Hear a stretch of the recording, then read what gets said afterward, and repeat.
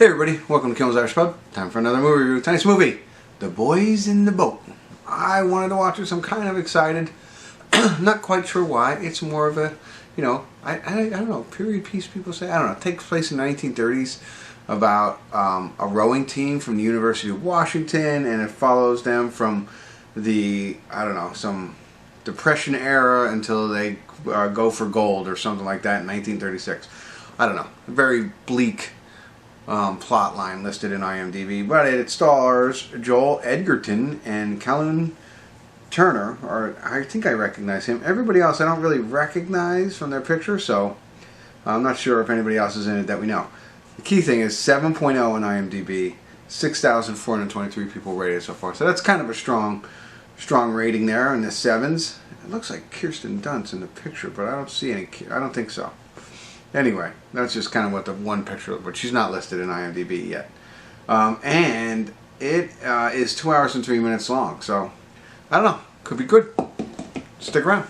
I'll let you know.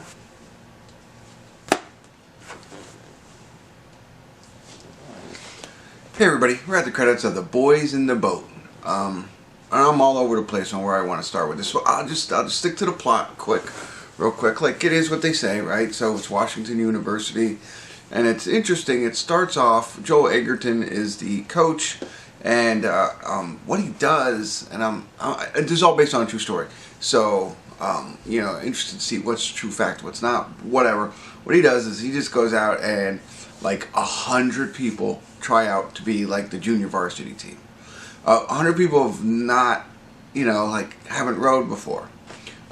And so they go out and then they just, they train and do all this stuff, and then they select it down to like 9 people, 8 and an alternate.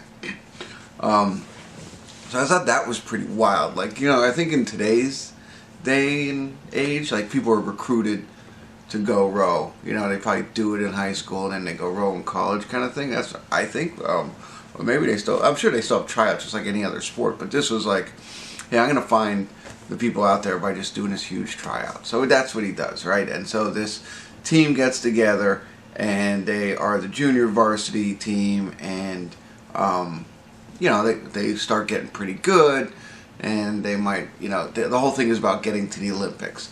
But they start out as junior varsity. They'd have to get to varsity or overtake varsity and move on, so on and forth. And they have to beat other teams like Purdue and Cal and all this stuff, all these prestigious teams.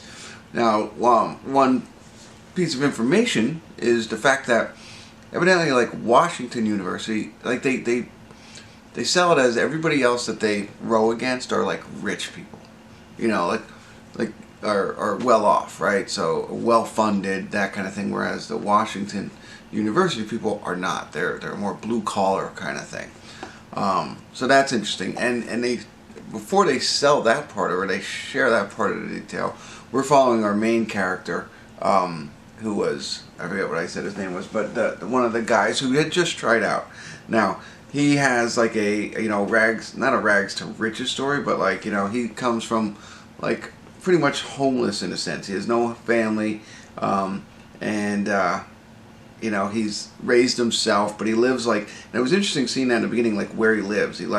So Callum Turner is our main guy, who is Joe Ratz. He plays Joe Ratz, and he has very, he doesn't live in the dorms. He doesn't live in a house. He lives like in a shack and that kind of thing. So he's truly like struggling to make ends meet. He goes to a soup kitchen to eat, that kind of stuff. So there's a little bit of that in there. There's a little bit of a little for his story, and then they reference the fact that like, hey, maybe everybody's like that. So that's what you get, right? Now, that's your plot line. 2 hours and 3 minutes. Where was I going to go with this? So I think I love movies based on true stories. I love sports stories. So this was really fun. There is a lot of times where you're like edge of your seat, the adrenaline flowing, it's pretty, you're rooting and you're hoping, and they have you emotionally connected to the race, which is great. That's what you want, right? So thumbs up to that. So you like that. You like the underdog story and all that. rags to riches. I know I say I'm repeating myself, but that's all there. You like the characters. I like Joel Edgerton. I've always liked him. I thought he did a good job in this, and I liked Cullen, his character. I thought it was all well done, and it's a well done kind of movie. Now, with all that said, let me talk about the things that just, the movie's called The Boys in the Boat, right? The movie should have been about the boys in the boat, not the concept, the actual boys. And maybe it wasn't like this, and maybe that's not why they did that. I wanted to be emotionally tied to at least 6, if not all 8 of the crew. I know there's an alternate guy. Would love a little bit, with him. There's not much about him in this one, and that's okay. Maybe they could do it, maybe they not. You had 2 hours and 3 minutes to play with here. I want to feel emotion. I don't know any of their backgrounds, their upbringing, anything and everything. We only know about Cullen, essentially. And maybe I do, I missed it, but if it was that brief, I'm not connected to it. So that would have made this so much better, I felt. It's like, and they talk about that throughout the movie, and at the end of the movie, it's all about being one, being unison. You can't win on your own. There's 8 people rowing the boat in a certain fashion, blah, blah, blah. And, it just started over. But yeah, so I don't know why they didn't do. They focus a lot on Joel Edgerton's coach character. Love it. Great. Oh, and in addition to that, there's a guy, I don't know the name of it, I'll call it the pilot, who sits in the front and faces them. You've seen it before. And he yells at them and tells them what he wants them to do. And he's kind of like almost a captain in a sense, but he's, so he plays a pivotal role in all this. So take that back. I do want to know more about him. There's a slight brief introduction to him. Joel calls him into his office and says, I want you to take over. They have an exchange that leads you to believe there's a history there. You don't see any more of that history. Like, I want to know, why wasn't he on the team before? Why did he, stray? It makes it seem, and now he's back. What's his background? I want to be connected to him. Him involved. We have our one guy who doesn't talk at all. Like, why doesn't he talk? He gets sick. Okay, but why? He plays the piano. Okay, great. What? I want to know more about him. We have Cullen's best friend, it seems like. I don't know that for sure. Who's in the back of the boat, right? Not much talked about him. Like, what's his background? What's everybody? I want to know that. I want to be emotionally tied to all of these guys and root for them as one unit. The boys in the boat. Instead, they pay, again, they pay some attention. Cullen has a girlfriend going on, right? That could be a part of it. You don't need to spend a lot of time on that. I get it. It's a good piece to have in the movie, but you didn't need to. We don't need to see them canoodling. We don't need to just get us there. Like, okay, they're starting a relationship, and maybe they fall in love, and you could do that with all these other scenes. There's just so much. There's so many other, and then Cullen also working with the boat builder guy. Okay, I like that. I like that a lot. A lot of it, though, I mean, they don't need that much.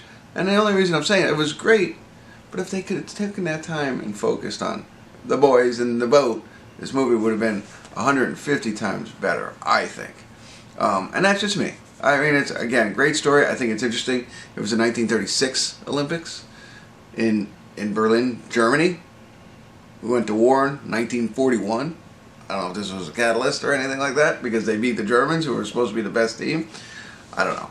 But that's my biggest thing. Stop focusing on the love story and the other stuff that, I don't know what else there was. I could probably create a list. But really, bring it back. Focus on those boys. Get me connected. There's a way to do that. And just make that the movie. And, and still the good story, the underdog story. The fact that they seemed like they were cheated on. You know what I mean? It's like people were totally against them, trying to keep them down, and that point came out. I love it. Keep that going. But I don't know. More character development for the other characters that were in the boat. Don't just keep it about that one person. I don't know. I could keep rambling on the whole father thing and that backstory. Okay, cool. There's, we don't have to see them. I know that that's part of the, hey, maybe why he wasn't doing so well for a period of time and that whole piece. I get that, so that's okay, but I don't know. hopefully this was helpful. You can tell there's a lot there. It's there. It's there. It's in the package. This is one, you know, and maybe everybody else will like this.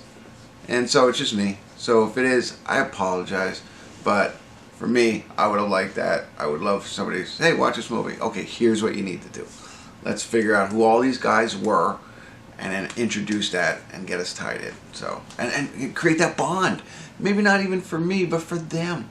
They have one scene where they're like huddled around a fire when they first make the team and they're hanging out and joking around. You don't get that again. You get little like background stuff, but not the true camaraderie and bonding that you would expect. That happened. That's it. I've rambled enough. I don't know if I was helpful. I'm sure I left a lot out, but anyway, probably a long review. Thanks for tuning in. Kimmel's Irish Pub.